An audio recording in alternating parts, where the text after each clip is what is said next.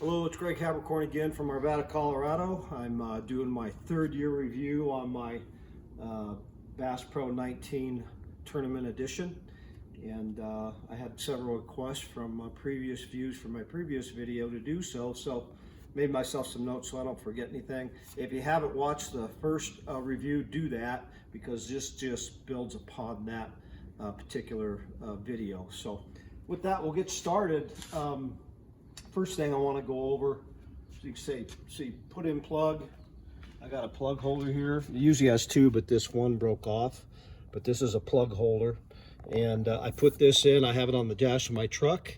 But I know a lot of people that have boats, and every one of them has put their boat in the water without the plug in. I usually assign somebody to make sure I put the plug in. That's their task. But you get to the dock, sometimes the docks are really busy, your mind gets racing, and you get the boat in the water. If it wasn't for a situation I had when I was 12, my grandpa had a boat, and we put it in the water, forgot to put the plug in.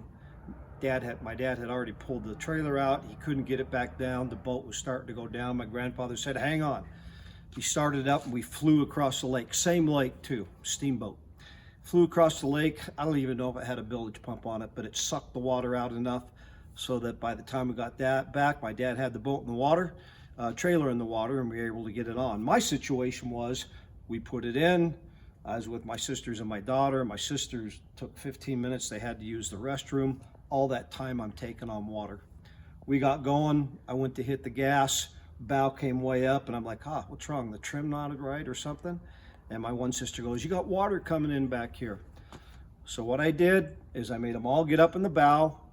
I hit the gas. I flew around for about 15 minutes, sucking as much water as I could out, because I had a lot in it. If you try to get it out with too much water, I've seen guys blow their tires on their trailer. Luckily, I had enough to get out. I had to go up and run up and get the trailer, back it in, got the boat out. It drained for another 15 minutes after I got it out. So I think a lot of you are probably really aware of it, but it happens to all of us. So that's why I put this on. And you can't go down the road with the plug in. It's against the law.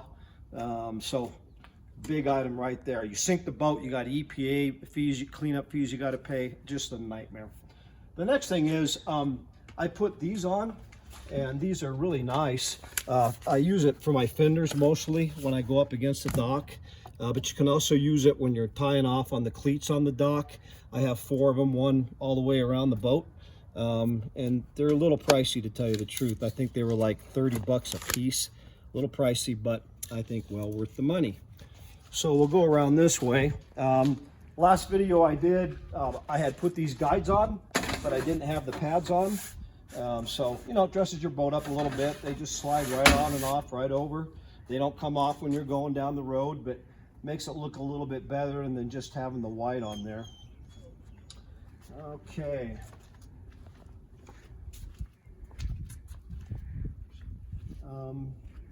The next thing I wanted to show you is I put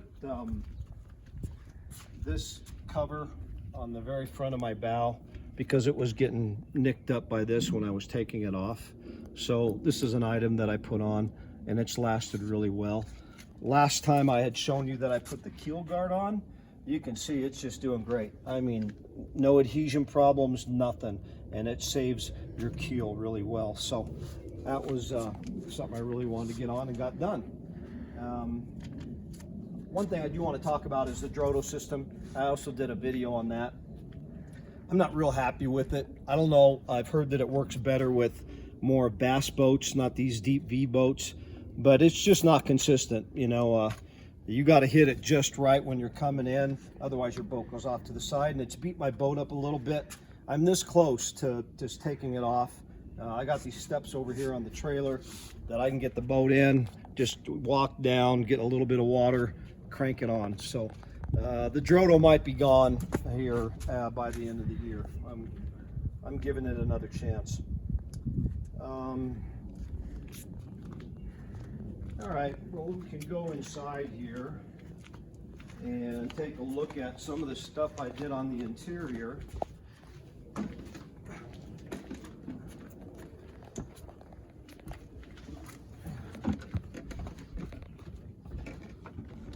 I'll give a shout out to my son Tyson, who's doing the video. Ty, turn that around. Take a shot of yourself. Hello, everyone. Yep. I put. Come up to the front here. But just a couple safety items I wanted to go over. Again, a lot of you guys who are avid boats and had them all your life, this is nothing new for you, but always have, you know, you don't always have life jackets on. It gets hot. Always have a rope. Somebody goes overboard, and I've had somebody go overboard, you can throw them this rope. Also have these floating seat cushions. Toss those out there. So safety is very important. Little ones always have life jackets on, but just make sure you have those items so that you don't have a tragedy. Next thing is my wife, you know, she likes to do estate sailing and shopping, and she brought this home, and it's a paper towel holder. Goes right in your run channel here. All you gotta do is buy a flathead bolt that'll fit in there, and it's pretty nice. Just put a rubber band on it so it doesn't fly all over, and heck, works really well, especially when it's messy and you're cleaning up a bunch of fish. The last one other thing I did is I put a rear fish finder on the back. You know, I always had people who were back here going, what's the depth, what's the depth? So this is really nice. It ties right to the main battery right here, so it just runs off of that, so it's pretty simple to put on. But it's really nice for the people in the back. I don't have to be answering their questions, what's the depth, what's the depth. So that's another addition. I had one buddy of mine, if he does it again, he's off the boat for good. Won't mention his name, John Busolera. He set his cigar, he had a fish on, he set his cigar down, and you really can't see it too well, but it burned my carpet. So there's an outfit called Etsy, E-T-S-Y, and they make these custom little emblems. So I wanted to be symmetrical, so I put one on the other side as well. Just get some really good contact cement, put it on there, maybe put a 5-pound weight or something on it, and it sticks real nice. It dresses your boat up a little bit as well. Okay, let's take a look. You can just get up here on the stern here, Tyson. And this is, I put these on last year because I got a notification from Mercury. If you didn't get it, these didn't used to be on there, and people were getting their feet or fingers cut in here. So, you know, if you have a motor like this, you know, an XS motor, they'll give these to you for free. They're real simple to put on. They just basically snap in, and they dress it up a little bit. So it's a pretty good thing. All right, let's go on down again. Just got a few more items.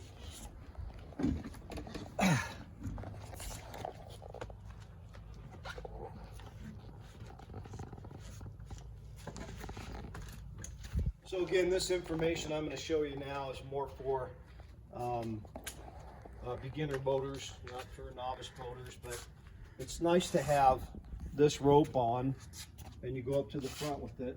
You just tie it onto your cleats so that, you know, you, or if it's you or a passenger on the boat, once you pull up to the dock, they can just jump off, grab this. They can control the stern and the bow. This is a pretty big boat, pretty heavy boat, and they have no problem doing that, and just tie it off to the cleats. So it's a nice item to have as well. Okay, well, that's pretty much on the new accessories that I have. I think I got them all. Not a whole lot, but one thing, Tyson, if you want to just show over here.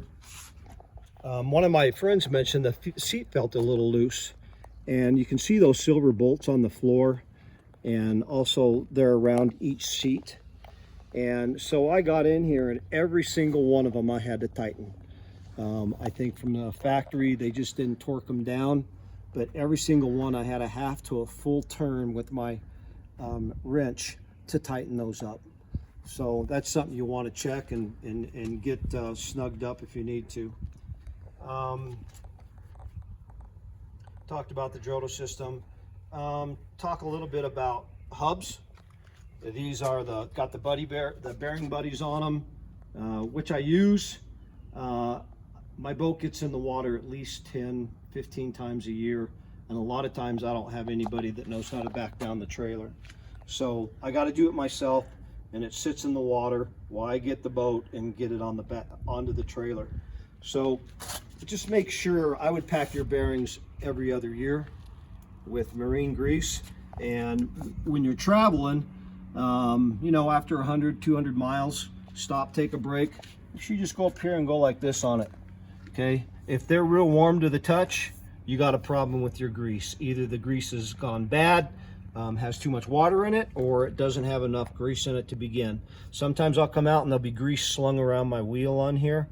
Not quite sure how that happens because the cap is still on, but you can buy these. You can buy them at Bass Pro or any marine shop, and they're really standard. So I have 4 because I've had to replace them several times, and when they come off going down the road, you're slinging grease everywhere, and yeah, you're gonna have a bearing problem. So it's a good investment to go ahead and buy some of those as well.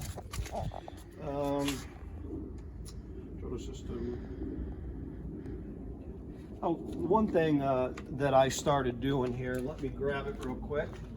Ty, you can walk around the boat and just kind of show them the whole thing.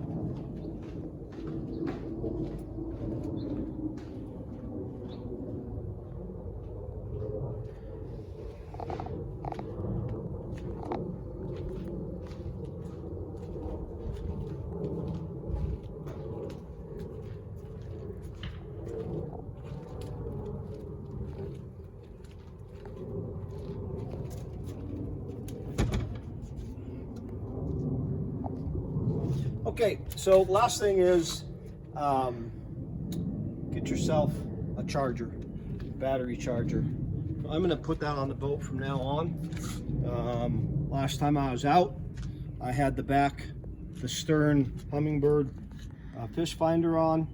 I had a few other things on. I wanted to start the main motor, and it died on me. Now that battery may be going bad. It's 3 years old, but I've checked it. Ran other components, and it still has 12.5 volts. But good thing I had this with me because I had to jump the motor. The main motor charges everything else on the boat, and that happened to me when I was out on the lake, and the only way I got back was that little kicker motor going about 3 miles an hour. I got back to the dock, and once I jumped the main motor, you know, I put the revs on about 2,000 RPMs because you can do that without having it in gear.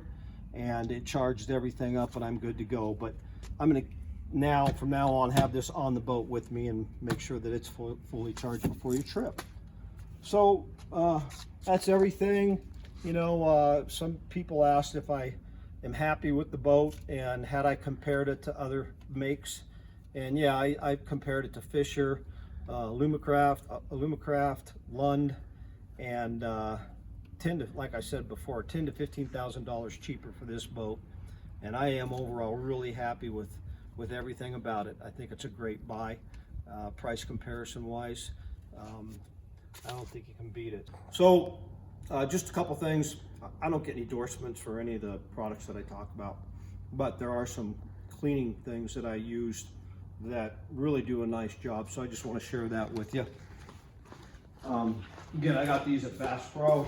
The one's called hot sauce.